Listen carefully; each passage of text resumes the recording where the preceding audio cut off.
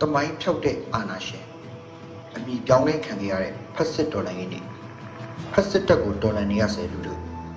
ဟောမတ်လ29ရက်တဲ့ဖက်စစ်တော်လှန်ရေးနေ့ကိုရောက်လာခဲ့ပြီ1945ခုနှစ်မတ်လကစခဲ့တာပေါ့အခု80ပြည့်ပြီအဲ့ဒီအချိန်တုန်းကတော့ဖက်စစ်ဂျပန်တပ်ကိုတွန်းလှန်တိုက်ထုတ်ဖို့ပြည်သူလူထုအင်အားစုတည်တည်နိုင်ငံရေးအင်အားစုတည်တည်ဟောဦးအောင်ဆန်းတို့တပ်ဖွဲ့တွေအပါလူမျိုးစုတပ်အင်အားစုတည်တည်ဒီလိုစုပေါင်းအားနဲ့တော်လန်တိုက်ပွဲဝင်ခဲ့ကြခြင်းကိုဖက်စစ်တော်လှန်ရေးနေ့ဆိုပြီးအမည်နာမသမုတ်ခဲ့ကြတယ်အဓိကတော့လူမဆန်တဲ့ဖက်စစ်တပ်ကိုတော်လှန်ဖို့ပေါ့အန်ဩဆရာကဖက်စစ်တပ်ကိုတော်လှန်ဖို့ပါဝင်ခဲ့တဲ့တပ်တွေထဲကမှအာဏာရှင်ဟာပြန်ပေါ်လာခဲ့တယ်တော်လှန်ရေးကောင်စီဥက္ကဋ္ဌဖြစ်တဲ့နေဝင်းဟာအာဏာရှင်တွေရဲ့လမ်းစဉ်တစ်ခုဖြစ်တဲ့တမိုင်းထောက်တဲ့လမ်းစဉ်ကိုကျင့်သုံးခဲ့တယ်ဖက်စစ်တော်လှန်ရေးနေ့မှာအမှန်တကယ်ပါဝင်ခဲ့တဲ့နိုင်ငံရေးအင်အားစုတွေပြည်သူလူထုရဲ့ပါဝင်မှုတွေကိုကြောက်ပြတ်စေဖို့စစ်အာဏာရှင်စနစ်တည်မြဲဖို့တပ်တစ်ခုတွေကပဲတိုက်ပွဲဝင်ခဲ့တယ်လို့စစ်တပ်ရဲ့လက်သုံးစကားတပ်မတော်သားအမိတပ်မတော်သားအဖဆိုသူလိုမျိုးဖြစ်အောင်တပ်မတော်နေလို့1955ခုနှစ်မှာစတင်ပြောင်းလဲခေါ်ဝေါ်စေခဲ့တယ်။တမိုင်းထောက်ပြတ်ခံရခြင်းတစ်မျိုးပေါ့။ဒီလိုနဲ့ဗမာစစ်တပ်မှာအာဏာရှင်တွေအဆက်ဆက်ပေါက်ခွာလာခဲ့ပြီးဖက်စစ်တပ်အတွင်းကိုကူးပြောင်းလာခဲ့တယ်။အာဏာသိမ်းမှုတွေအကြိမ်ကြိမ်ဖန်တီးခဲ့ပြီးငြိမ်းချမ်းစွာဆန္ဒထုတ်ဖော်တဲ့ပြည်သူလူထုကိုအကြမ်းဖက်တပ်ဖြတ်မှုအကြိမ်ကြိမ်ကျူးလွန်ခဲ့ကြတယ်။ဖက်စစ်အာဏာရှင်ဗမာစစ်တပ်ဟာလူသားမျိုးနွယ်ပေါ်ကျူးလွန်တဲ့ရာဇဝတ်မှုတွေကိုလူမျိုးစုဒေသအသီးသီးနဲ့ပြည်သူလူထုပေါ်မှာနှစ်ပေါင်း80ကျော်ကျူးလွန်ခဲ့ကြတာပေါ့1962 1988 2009 2015စတဲ့နှစ်တွေမှာ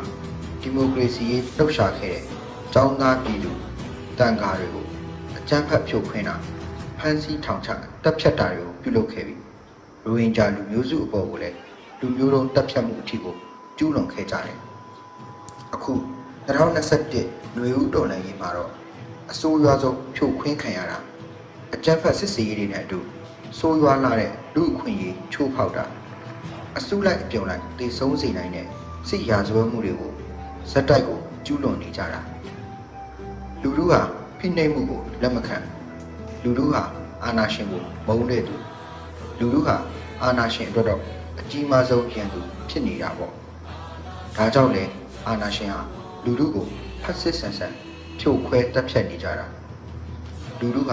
မကြောက်ရွံ့နဲ့ဆက်တော်လှန်နေစေတမိုင်းတစ်ဖက်နေလာသလားပဲ1945အခု2025အာဏာရှင်ဖက်စစ်တပ်ကိုပြည်သူလူထုအင်အားစုတည်တည်နိုင်ငံရေးအင်အားစုတည်တည်တောင်တန်းမြေပြန့်နေရာအနှံ့ဟာလူထုဟာတော်လှန်နေရစေတချို့ကလက်နက်ကိုင်တချို့ကဘောပင်ကိုင်ခေတ်ကာလအရတချို့ကတော့မိတင်ထိုင်ပေါ့တမိုင်းတစ်ပတ်မလဲစီချင်တာကတော့ဖက်စစ်တပ်ကိုတော်လှန်ရင်အာဏာရှင်ပေါက်ဆဖက်စစ်ဝါဒတွေပြန်မထွန်းကားစေချင်တာ